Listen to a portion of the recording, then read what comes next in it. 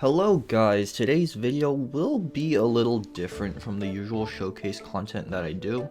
In case you didn't know, I am an editor for the Vars2 YouTube channel, but unfortunately after he made his own top 5 HSR teams video almost 2 years ago, he never made any follow-ups to it, so I decided, Fine. I'll do it myself.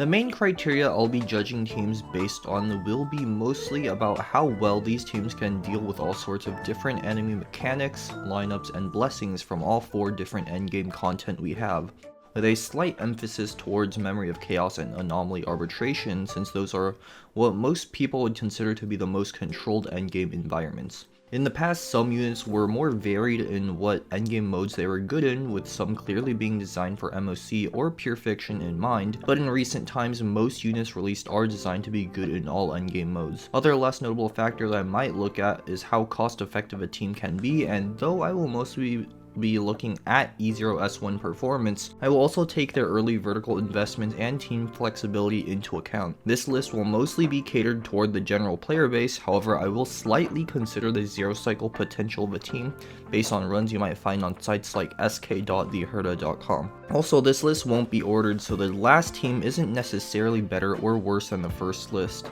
So with that out of the way, let's first go through some honorable mentions. First honorable mention will be Sparksy Hypercarry, aka the Elation team. Despite this team being the newest one added to the game, it has already been pumping out results, being the fastest clearing team in the current MOC, and even having the lowest cost zero cycle against the king stage of the current Anomaly Arbitration. Right now the team is somewhat fixed, with Yao Guang and Sparkle being essential when played outside of shield environments, and your sustain being either DHPT or full hull.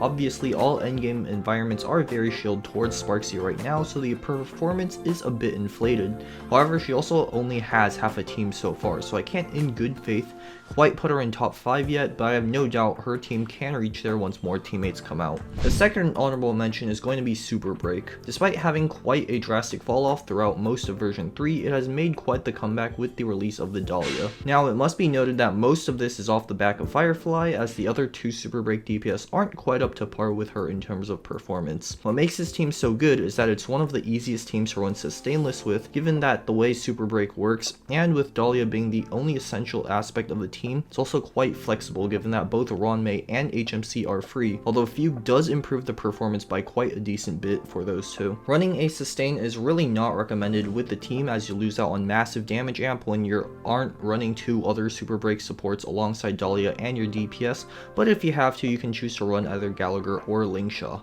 Hell, you could even choose to just make your sustain the DPS too if you want. The team also has really good early vertical investment options such as E1 Dahlia, E1 Fugue, and E2 Firefly. The reason this isn't in the top 5 is simply because I feel like the other teams in the top 5 have higher peaks than Super Break, as without the early vertical investments I mentioned, the performance does drop off by quite a bit. Finally, moving into the top 5, our first team will be Damage Over Time, or DOT. Despite the considerable drop off in performance it had throughout version 2 into mid version 3, Heiselin's release along with Kafka's Nova Flare has had quite the revival for the archetype. We thought that would be the end of DOT supports we'd get for a while, yet somehow the team continued to improve with the release of DHPT, Cyrene, and now the biggest improvement to the team with Black Swan's Nova Flare. With seemingly the full team completed now, it has basically been mogging all endgame content with ease at all levels of investment, but it also has some extremely powerful early investments too. Heiselin's, Kafka, and Black Swan are all E1 merchants, with Heiselin's being the most notable one, calculating at a more than 70% increase in damage over E0 depending on the enemy lineup. The main knock against this team is that Heiselin's and Kafka are non-negotiable for the team, although that is lessened by the fact that Kafka is free if you chose her from the selector. Besides that, if you don't have Black Swan or Cyrene, the performance also suffers substantially. Despite being one of the oldest teams in the game, the recent improvements it has received firmly place it in the top 5 currently. Our second team in the top 5 will be Anoxa Hypercarry. Anoxa is an an anomaly in that originally he was made to be an erudition support for the Herta, yet despite being an erudition unit, people quickly found out that he has some of the best performance against single target in the game when played as a hyper carry. Ever since his release, he has consistently had some of the lowest cost zero cycles in all endgame rotations, even being able to go as low as 1 cost during a few shield MOCs. Now it must be noted that while the team has insane low cost performance, he is quite lacking in terms of vertical investments, so in more difficult content such as king stages of anomaly arbitration, or if HP inflation were to increase in other endgame modes, his performance could suffer a bit more than other teams. Right now his team is mostly set with himself, Cyrene, Soridra, and DHPT, although you could swap out DHPT for RMC if you want to go sustainless. You can also go Sunday Bronya plus Robin or Soridra instead if you need a substitute. He has been destroying MOC since his release, but we will have to see what the future holds to know if he can still keep up.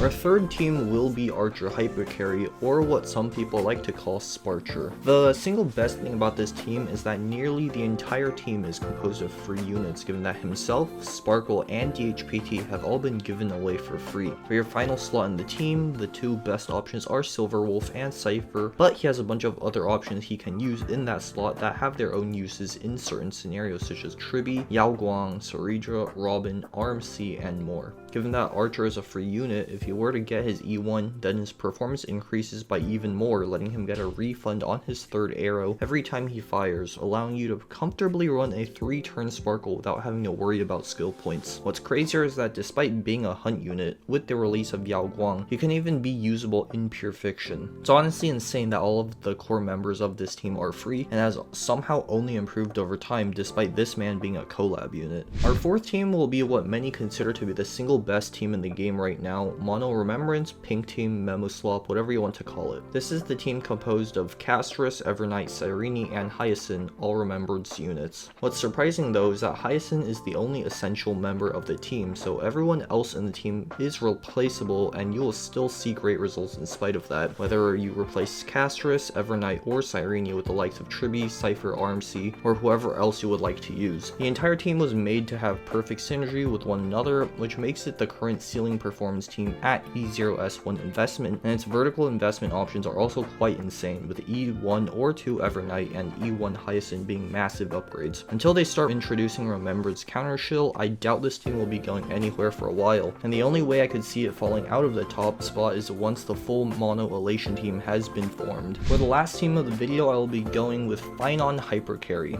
Ever since he was dropped, this man has been destroying all endgame with some of the lowest cost clears in all MOC rotations he has been allowed in. Now that is mostly off the back of his frankly quite absurd E2, but he still has some impressive E0 performances. His current traditional team will be himself, Soridra, Cyrene, and DHPT if you need a sustain, or RMC if you're a real one. You can mix and match those units with Sunday, Bronya, Tingyun, or honestly anyone that can give him good support and he can just brute force it. Most of his power comes from his Eidolon 2 however, so it's most recommended to pull that before pulling anything else for him, and then watch him lay waste to anything that comes before him. So that is going to be my list for the current top 5, or I guess top 7 teams in the game at the moment. If you have anything you disagree with, please feel free to share them in the comments, as I would love to hear how you guys think about it. This is my first time making a video like this on my channel, so if you want to see more like this, please let me know. Thanks for watching.